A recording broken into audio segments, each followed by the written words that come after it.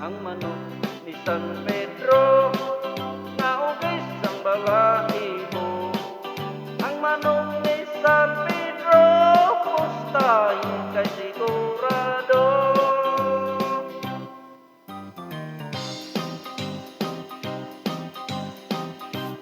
Si Esteban Pintaon, gimorder sa mga gon, saka niya sa langit si San Pedro na hibulong.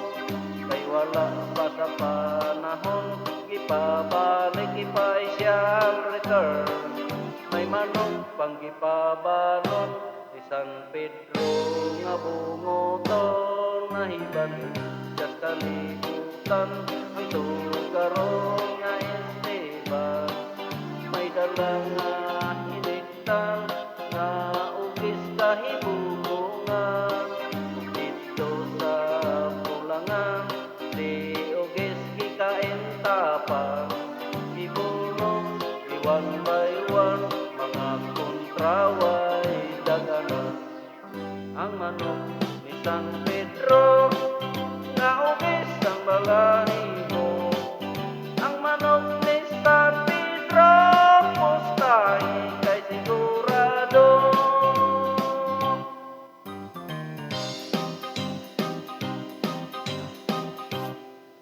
Ang kapos nga Esteban, ikalit ka adunahan, manok ialimahan sa lapi daw minahan. Sa tanan nga sultada, di man gani ito'y ang manok ni San Pedro, nga nanghaw sa bulangan. Si Don Miguel na ikasang isurambaw si Esteban, si ugis iyang hiniktan, ikawat giilisan.